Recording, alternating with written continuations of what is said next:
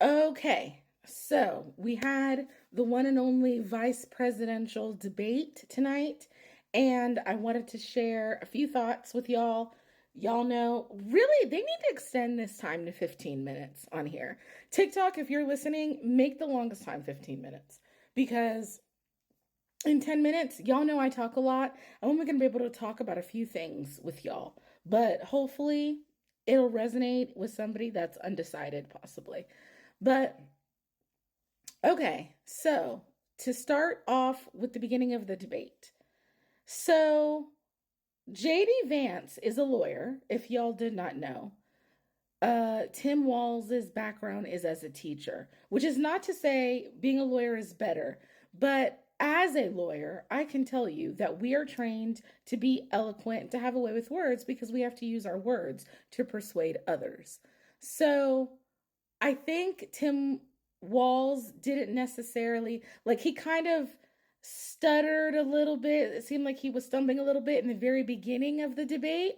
And JD Vance came across, very smooth, but that is because of the background that I just laid out.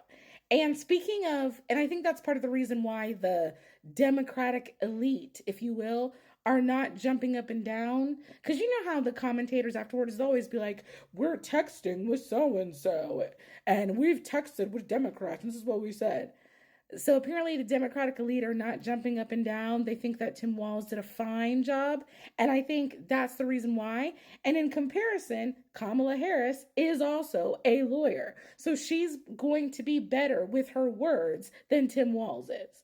So, um, and also speaking of backgrounds, so you will notice JD Vance is 40. JD Vance is younger than I am. He's 1 year younger than me. Tim Walz, I don't know how old Tim Walz is, but I'm assuming he's in his late 50s, possibly early 60s. So, also noticeable is that JD Vance is a lot younger. And honestly, JD Vance is able to communicate much more clearly, much more eloquently, is much better tempered, was able to conduct himself appropriately in this debate, which is what people said they wanted. And honestly, I don't think JD Vance on his own, like if he was running for president, would be able to drum up the kind of feverish support that Trump does because I think there are a lot of people that like that Trump that he's, you know, acts in such a preposterous, boastful manner. They like that. And JD Vance is not that way. And so I don't think he could drum up the same support. But if Trump could speak as eloquently as JD Vance did tonight, he would be even more dangerous than he is because he actually might be able to convince people that, we're on the fence if he could speak this way. But going back to talking about backgrounds, so just to be clear, JD Vance did that whole spiel in the beginning about, my grandmother needed Social Security help to raise me and I come from humble beginnings. Let's be very clear. Let me be clear here. Shout out to Tevin's impersonation of the vice president. Um JD Vance is a venture capitalist. CNN estimates JD Vance's net worth anywhere between $4 million and $11 million. This is a rich man. He is not middle class. He is not like you or I. Okay? And I just said he's only 40 years old and this man is a millionaire. So don't be fooled by all that talk he did about coming from humble beginnings. This is just a wealthy white guy. Okay? So, next. Um, he not like us, okay? So next, they talked about Helene.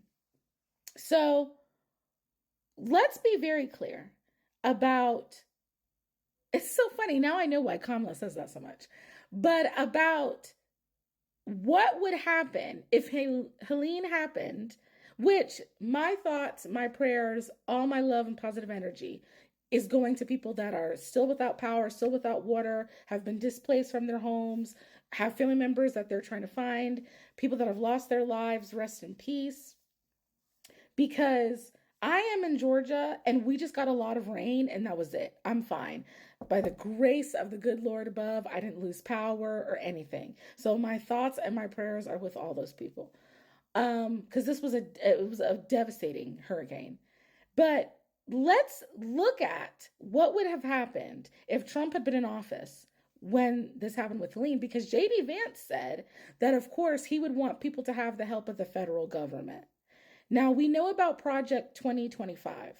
Now, let's see what it says regarding help for these types of disasters, because I actually think it was a missed opportunity that Tim Walz did not bring this up when he was responding to what JD Vance said. Okay, so let's see what Project 2025 says about the National Oceanic and Atmospheric Administration.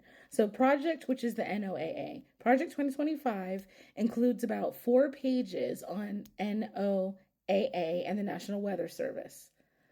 The document describes NOAA as a primary component of the climate change alarm industry and said it should be broken up and downsized. The National Weather Service, one of 6 NOAA offices, provides weather and climate forecasts and warnings. The National Hurricane Center is part of the National Weather Service within NOAA. Project 2025 would not outright end the National Weather Service. It says the agency should focus on its data gathering services and should fully commercialize its forecasting operations, I think that says. So if you're going to break up the National Oceanic and Atmospheric Association and downsize it, how is that helpful to let people know about hurricanes? So you would have been SOL under Trump's administration. In case you're wondering, if you live in North Carolina that was devastated and you want to vote for this man, you would have been shit out of motherfucking luck. Just so you know.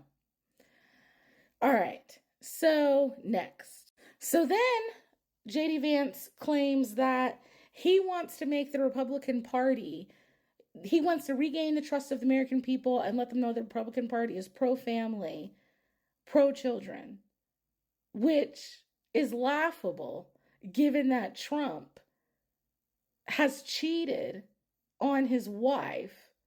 But okay, sure, pro-family. All right, so he was asked directly about, well, what are you going to do to address the high cost of childcare? He said childcare is high because there aren't enough people providing childcare. Okay, so is your plan to increase the wages of people that work at daycares? What is your plan to get more people to go into the daycare industry? Nothing about that. So keep that in mind. Let me look at my notes. Also, how are you pro-family, like a regular middle-class family, when Donald Trump wants to give tax cuts to wealthy people such as yourself? It's not making sense. High housing costs. He said that they want to cut regulations for building houses. Y'all see how all these planes are falling apart in the sky? And plane parts are falling all over the place, coming off. They can barely get these planes off the ground. That's because of deregulation under when Trump was president. So do you want to go to sleep at night and your roof just falls on your head? Because that's what's going to happen if these people follow through with their plan. So then he spoke about school shootings and basically said, we need more school resource officers. So basically he wants to turn your child's school into a prison and who is that going to affect the most? Black children and other children of color are going to end up being punished by these officers. So I'm already I only have 40 seconds left, but I already knew who I was voting for. It hasn't changed. But if you're on the fence, I hope what I've laid out here can help you to make a decision. Please vote. Please make sure you're still registered to vote. They're purging people from the voter rolls. And yeah, it was a civil debate, which I'm thankful for. But as much as JD Vance tried, I think he failed to present anything solid, anything worthy for me to vote for. So, see y'all on the next one. Bye.